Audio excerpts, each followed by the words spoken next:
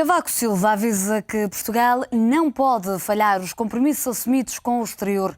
Os custos, sublinha o Presidente da República, seriam incalculáveis. Presentes nas comemorações do 10 de junho, que este ano acontecem em Castelo Branco, estiveram Pedro Passos Coelho e José Sócrates, o ainda Primeiro-Ministro, que à chegada foi vaiado pelos populares. Desbloqueada a ajuda externa a Portugal para que se consiga financiar o país, Cavaco Silva alerta que é preciso que não nos tornemos num caso semelhante ao grego e o país não caia no incumprimento. Não podemos falhar. Os custos seriam incalculáveis. Assumimos compromissos perante o exterior e honramo-nos de não faltar à palavra dada. Um tempo de sacrifícios, de grandes responsabilidades. Não podemos falhar. Antes, já o Presidente da República tinha alertado que Portugal é mais do que a vida dos partidos e o ruído dos noticiários. Avisa que é preciso ver mais além da política do dia-a-dia. Um discurso do 10 de junho em que Cavaco Silva reconheceu o tempo de sacrifícios que o país atravessa. Mas, lembra, é também um tempo de grandes responsabilidades e que as ilusões pagam-se caro. Palavras dirigidas aos portugueses, mas também a Pedro Passos Coelho e José Sócrates. Já disse que não faço comentários sobre politiquices, nem sobre política, nem sobre política, nem sobre política, nem sobre política. Sabemos todos isso, não é verdade? Eu próprio disse isso durante a campanha eleitoral. O Dia de Portugal foi este ano comemorado em Castelo Branco. Cavaco Silva condecorou 30 instituições e personalidades, entre elas Manuela Ferreira Leite, antiga Ministra das Finanças. Manuela Ferreira Leite, antiga Ministra das Finanças, elogiou o discurso do Presidente da República nas comemorações do Dia de Portugal e realçou a intervenção de Cavaco Silva sobre o problema da desigualdade entre o litoral e o interior.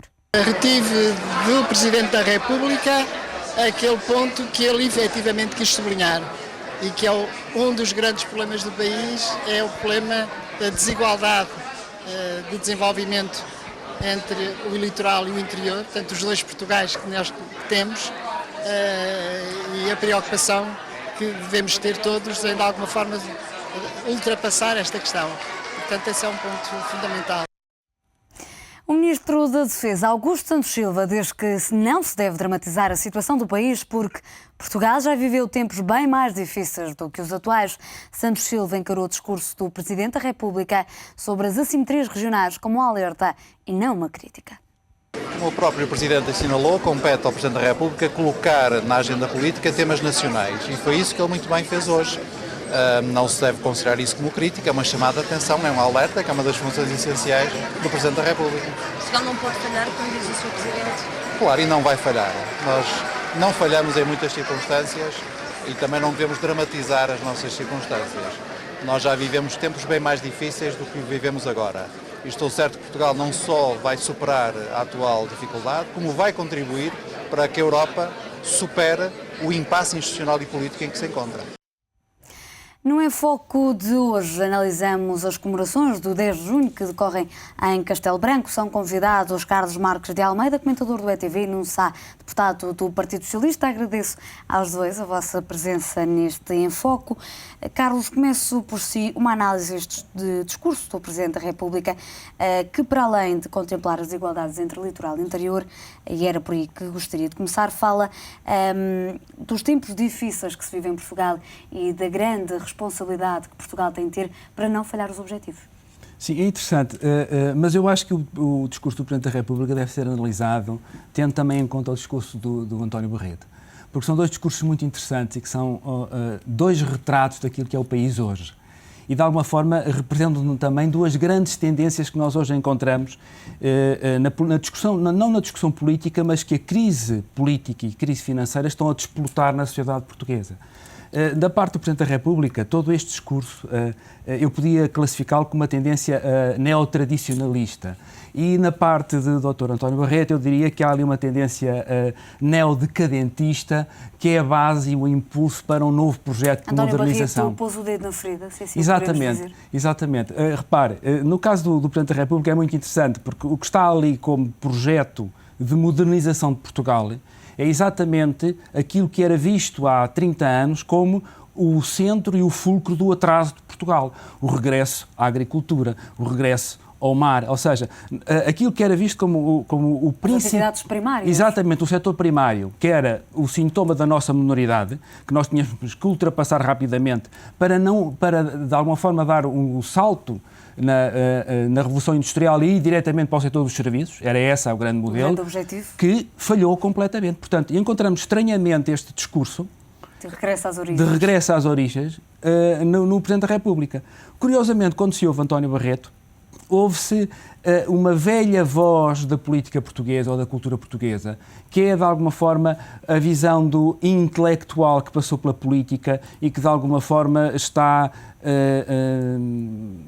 desiludido pela forma e pelo rumo que as coisas tiveram. Portanto, há ali um diagnóstico de degenerescência das instituições, de decadência das instituições, a reforma da justiça que é necessária ser feita, a modificação do relacionamento entre os políticos, a República e os cidadãos. Foi muito crítico, não é? Foi, exatamente, e o que nós vemos aí é exatamente esse discurso crítico, essa massa crítica... Assume o papel que Cavaco Silva deveria assumir.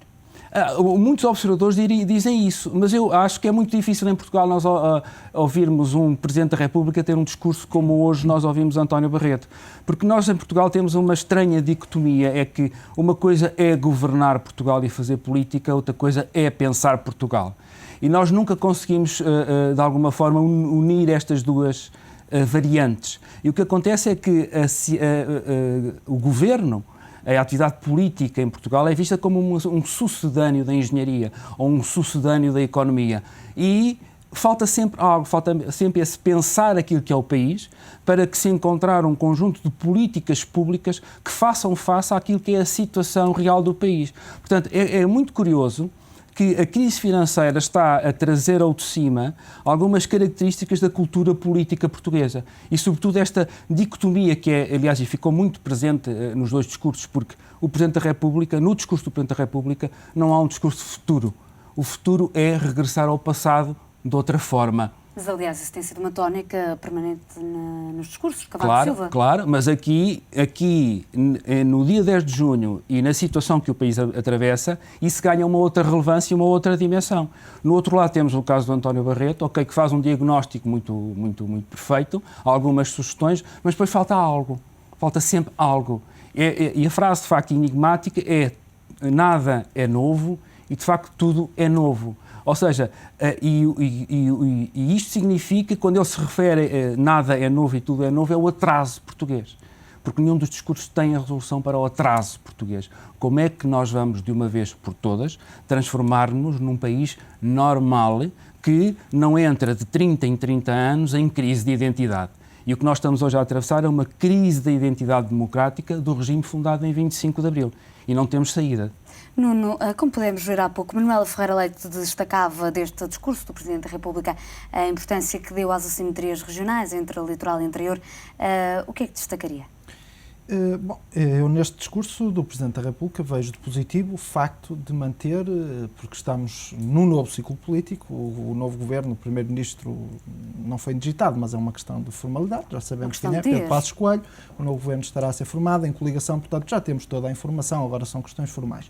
E é interessante agora observar qual será o comportamento do mesmo Presidente da República de um ciclo político anterior face a esta nova realidade. Destaque de positivo o facto do Sr. Presidente da República manter algum espírito crítico e até de iniciativa, designadamente dando algumas sugestões para aquilo que são matérias do foro do Governo, quer se queira que não. Quando ele sugere o apoio aos jovens agricultores para se fixarem no interior, o tal regresso ao mar, bom, isto depois as medidas no concreto terão que ser implementadas pelo futuro Executivo. Ficam aqui sugestões para o próximo programa de Governo? Exatamente, eu entendo como sugestões, como orientações, que agora caberá ao Governo poderão ser levadas em conta, mas acho Pedro Passos Coelho e vejo, não posso dar todo o aspecto positivo do discurso, tenho também que falar do lado negativo. E eu vejo de negativo o seguinte: primeiro, e sobretudo para aquilo que foi os próprios resultados das eleições, a grande taxa de abstenção, os portugueses exigem novas respostas, novas formas de fazer política que os mobilizem.